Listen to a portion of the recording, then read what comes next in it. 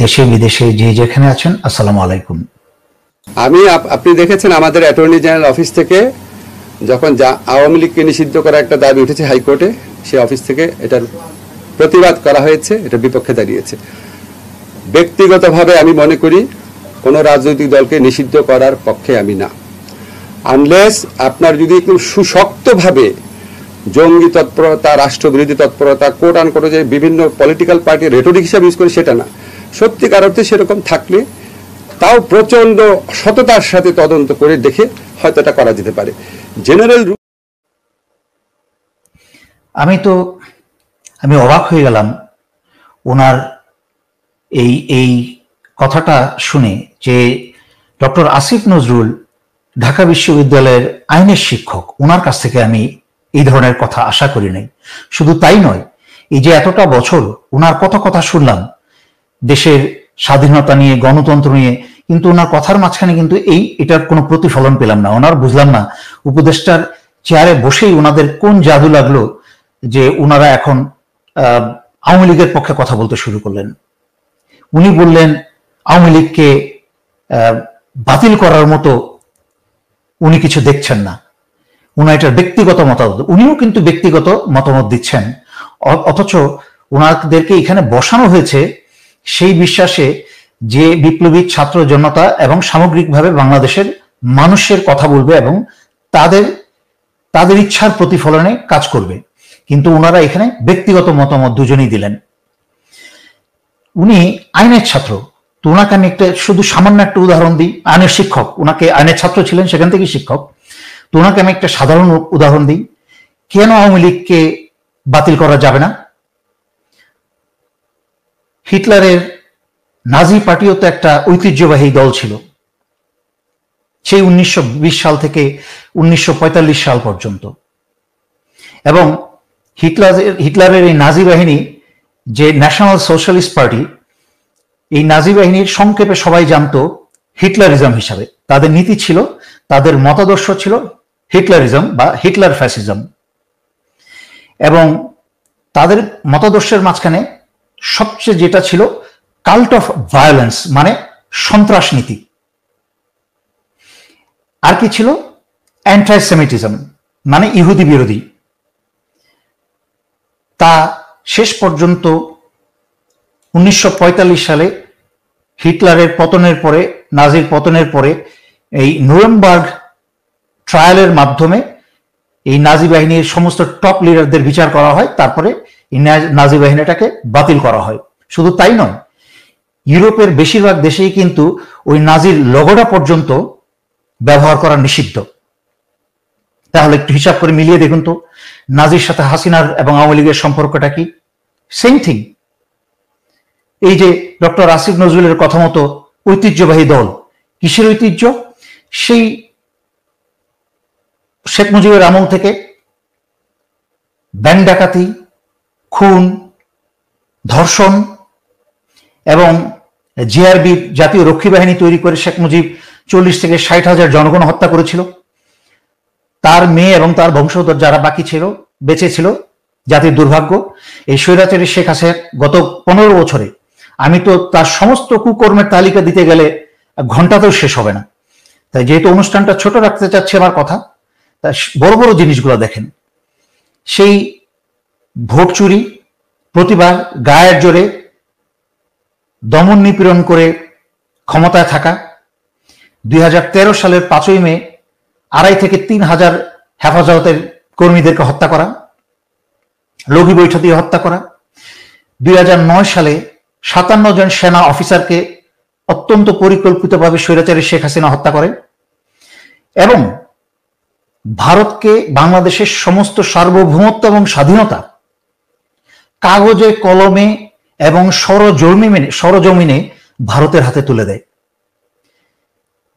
ভারতের বাংলাদেশের আনাচে কানাচে অবৈধ ভারতীয় সমস্ত কর্মী বাংলাদেশিদের চাকরি দখল করে নিয়ে বাংলাদেশ থেকে $100 বিলিয়ন এত বছর প্রতি বছরে নিয়ে গেছে।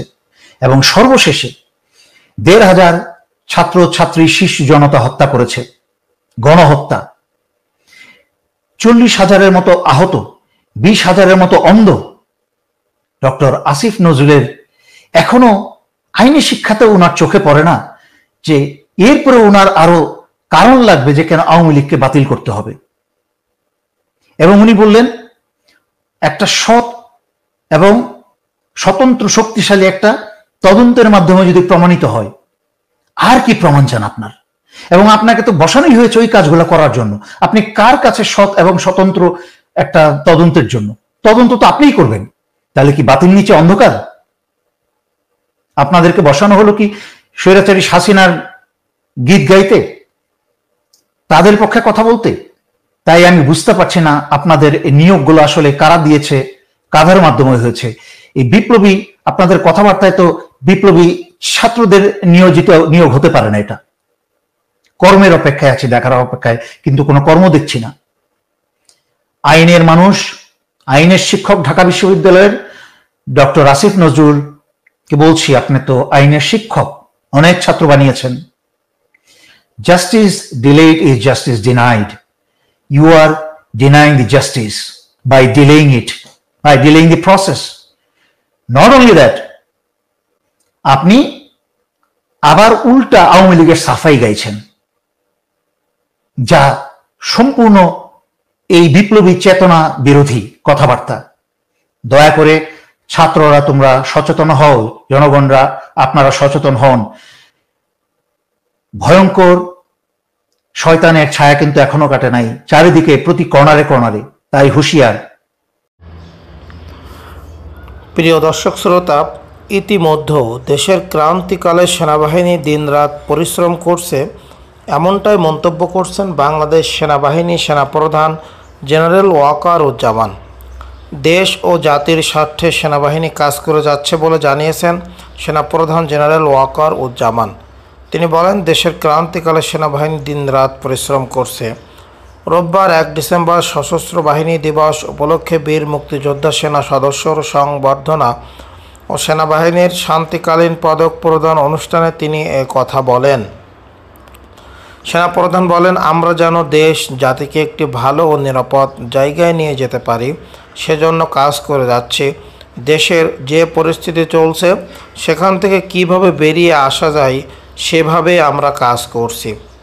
অনুষ্ঠানে সেনাপ্রধান খেতাবপ্রাপ্ত বীর মুক্তিযোদ্ধা, সেনা সদস্য এবং তাদের নিকট আত্মীয়দের সঙ্গে কুশলাদি বিনিময় করেন ও 2023-24 অর্থ বছরে শান্তিকালীন সময় বিভিন্ন বীরত্বপূর্ণ কাজের স্বীকৃতিস্বরূপ 5 জনকে সেনাবাহিনী পদক, এসবিপি 5 জনকে অসামান্য সেবা পদক ও এসপিও 18 জনকে বিশিষ্ট সেবা পদক বিএসপি পরিয়ে দেন।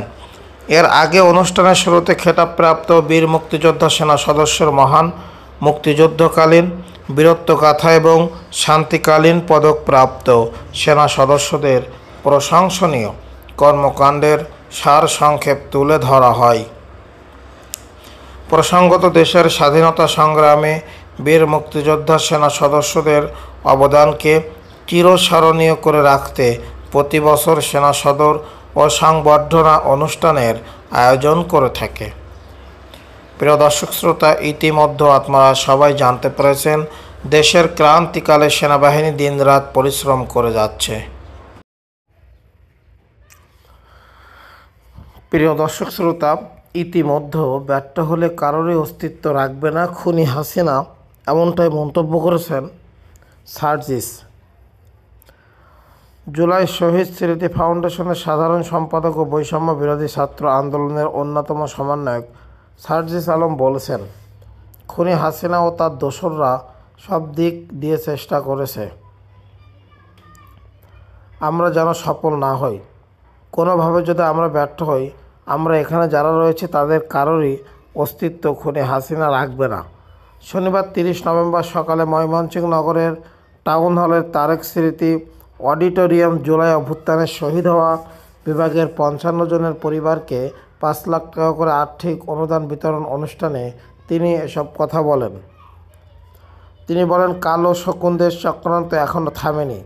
আপনাদের দোয়ায় যদি বেঁচে থাকতে পারি তাহলে কোনো শহীদ পরিবার ও আহতদের গায়ে একটা আঁচড়ও লাগতে দেব না।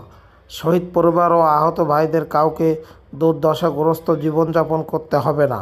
এটি করতে হয়তো একটু সময় লাগবে। আমরা আমাদের জীবনের বিনিময় সবটুকু দিয়ে সব সময় আপনাদের পাশে থাকব। সার্জিস বলেন, আপনাদের সকলের দায়িত্ব যে স্বপ্ন নিয়ে, যে স্পিরিট নিয়ে এই অভ্যুত্থান হয়েছে সেটিকে রক্ষা করা। আমরা এদিকে যেমন সরকারের গঠনমূলক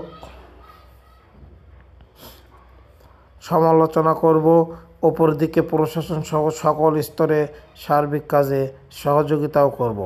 প্রশাসনে যারা হত্যাযজ্ঞের সাথে জড়িত ছিল, ভিডিও ফুটেজ ও ছবি দেখে তাদের শাস্তির আওতায় আনতে হবে। এখন যারা প্রশাসনের দায়িত্ব পালন করছে, এটি তাদের অস্তিত্বের সাথে সম্পর্কিত, কারণ তারা আজ এই জায়গায় বসেছেন এই অভ্যুত্থানের ফলে। তিনি বলেন, দেশের অন্যতম সাবেক প্রধানমন্ত্রী বেগম খালেদা জিয়া নাকি এতিমের টাকা আত্মসাৎ করেছে। কত টাকা? 2 কোটি টাকা। তার জন্য জেলে যেতে হয়। শেখ হাসিনার দোসররা যদি আজ থেকে 20 বছর পর ফিরে আসে, তখন এমন করবে যে আমরা ফাউন্ডেশনের 2000 টাকা আত্মসাৎ করেছি এ বলে জেলে পাঠিয়ে দেবে। বিষয়টি আমাদের সবার আত্মসম্মানের সাথে সম্পর্কিত। এজন্য আমাদের প্রপার ডকুমেন্টস লাগবে। সঠিক কাগজপত্র পৌঁছানো হলে 1 সপ্তাহের মধ্যে আপনাদের ফান্ড পৌঁছে দেওয়া হবে।